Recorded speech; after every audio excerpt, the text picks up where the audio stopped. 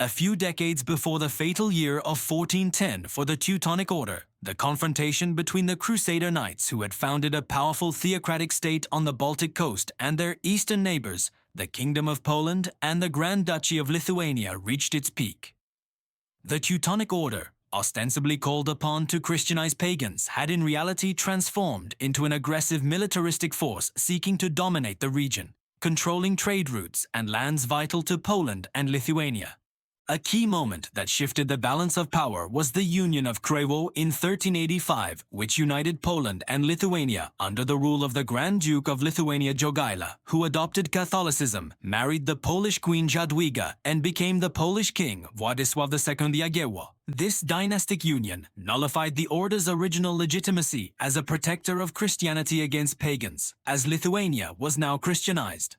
However, the order did not abandon its expansionist policy, constantly provoking conflicts, especially over Samogitia, a strategically important territory separating the order's possessions in Prussia and Livonia. Subscribe for more story of history.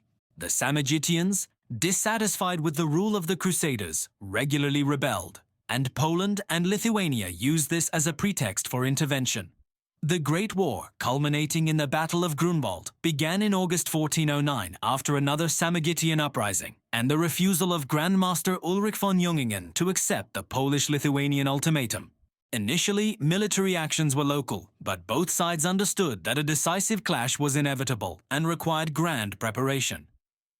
The winter of 1409-1410 passed in feverish diplomatic efforts and military preparations. The united Polish-Lithuanian army, led jointly by King Władysław II Jagiełło and his cousin, the Grand Duke of Lithuania, Vytautas, gathered under its banners an army unprecedented in size and ethnic composition.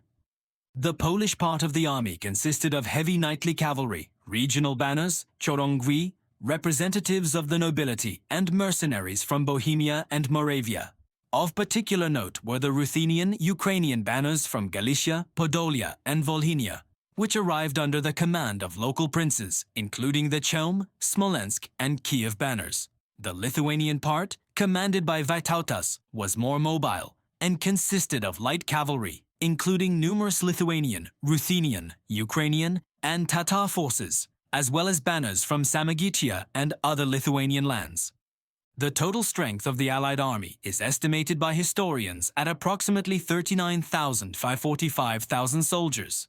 The Teutonic Order, on the other hand, relied on the high quality of its heavily armored knightly cavalry, which was considered one of the best in Europe. Their army consisted of conventional knight brothers, numerous secular mercenary knights, the so-called guests of the order, who arrived from all over Western Europe, especially from German lands, as well as Knechte, foot soldiers, and artillery, which was a novelty on the battlefield at the time. The Order's army, led by Grand Master Ulrich von Jungingen, numbered about 27,000–30,000 soldiers. They also had a strong network of castles and fortresses, which provided a serious strategic advantage. The strategic plan of the Allies was ambitious: to gather the troops at a designated location, ensure a hidden crossing of the Vistula, which was an outstanding engineering achievement, the construction of a pontoon bridge, and quickly advance towards the Order's capital, Marienburg, Malbork, to force the Crusaders into a decisive battle. This maneuver, which began at the end of June 1410, was executed with impressive speed and secrecy. The Allied forces, having crossed the Vistula near Kozinic, quickly moved north, devastating the Order's lands. Ulrich von Jungingen, who initially expected an attack from two directions and kept some forces on the western borders, was forced to hastily assemble his troops. He took up a position between the villages of Grunwald, Grunfelde, Tannenberg, and Ludwigsdorf, awaiting the enemy. This location, known for its gentle hills, was ideal for a defensive position. The morning of July 15, 1410, was hot and foggy. The armies met on open, somewhat hilly terrain. The Teutonic Knights took a position covered by forests and small bodies of water, utilizing natural obstacles. They also employed a tactical trick, having prepared traps, wolf pits, in advance, and deployed their artillery cannons, which were a novelty on the battlefield at the time. The united Polish-Lithuanian army was positioned opposite. On the right flank, led by Vytautas, stood the Lithuanian Ruthenian and Tatar light cavalry, about 40 banners. On the left flank, under the direct command of Jagiełło, were the heavy Polish cavalry and mercenaries, about 50 banners. Jagiełło took up a position on a hill from where he could observe the course of the battle and command the reserves. The battle began around 9 in the morning. The Crusaders, unwilling to attack first and waiting for the enemy to lose patience under the scorching sun, resorted to psychological pressure.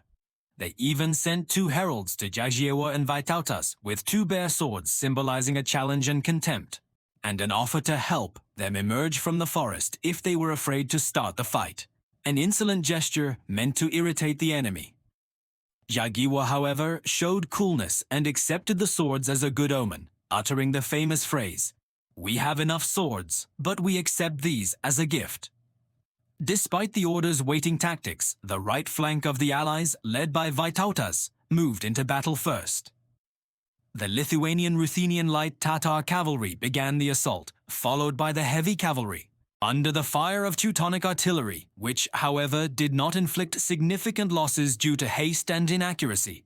Vytautas's troops engaged in a fierce clash with the order's left flank, commanded by Grand Commander Konrad von Liechtenstein. The fighting on this flank was extremely intense. After several hours of fierce combat, the Lithuanian Ruthenian forces began to retreat, which was partly a tactical maneuver by Vytautas aimed at luring the enemy into the open, and partly a genuine retreat under the powerful pressure of the Teutons. A significant part of the Teutonic army, believing in an easy victory and the complete rout of the right wing of the Allies, rushed into a frantic pursuit, breaking their formation and moving away from the main battlefield. However, 3 Smolensk banners of Ruthenians, Ukrainians, showed incredible resilience, repelling attacks even at the most critical moment, thereby preventing the complete rout of the right wing and allowing Vytautas to regroup his forces. Meanwhile, on the left flank, where the Polish heavy knights clashed with the order's right flank under the command of Friedrich von Wallenrode, the battle also reached its highest intensity. This was a classic medieval collision of heavy cavalry, where tens of thousands of heavily armed knights met on the field. The forces were almost equal, and neither side could gain a decisive advantage. At the most critical moment, when the Teutons managed to break through the first ranks of the Polish banners, and it even seemed that they were approaching Jagiełło's royal headquarters. Even the banner of the Krakow land, the main flag of the Polish army, was attacked, falling briefly but quickly raised. The Polish king demonstrated composure. Jagiełło committed fresh reserve banners, which he had kept at the rear, to the fight, which became the turning point. The blow of fresh Polish forces to the flank of the exhausted Knights of the Order was devastating.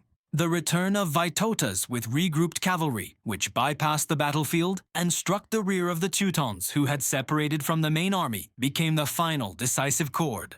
Surrounded on several sides and also exhausted, the Knights of the Order found themselves in a hopeless situation. Grandmaster Ulrich von Jungingen, who had remained in reserve until then, was forced to commit his last elite forces to the battle, but this desperate step only accelerated the catastrophe. Inspired by the return of Vytautas and reinforced by Jagiełło's reserves, the Polish-Lithuanian forces began to systematically destroy the enemy. The battle ended around 6 o'clock in the evening with the complete defeat of the Teutonic Order. Ulrich von Jungingen, the Grand Commander, the Grand Marshal, and most of the Order's high command fell on the battlefield.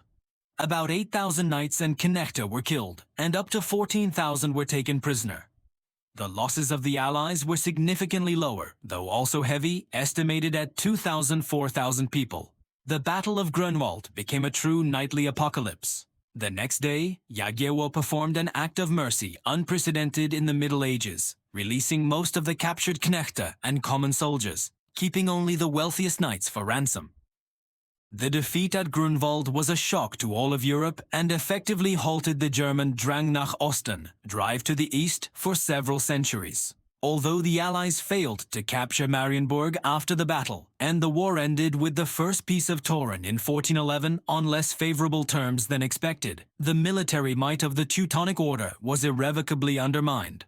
This victory became a source of national pride for Poland, Lithuania, and the Ruthenian, Ukrainian people, whose warriors fought heroically side by side in this largest cavalry battle of medieval Europe.